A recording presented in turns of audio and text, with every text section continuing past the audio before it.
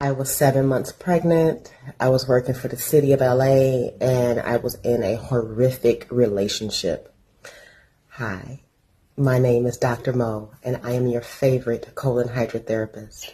And 19 years ago, I made the decision to cash out my 401k from that cushy city job.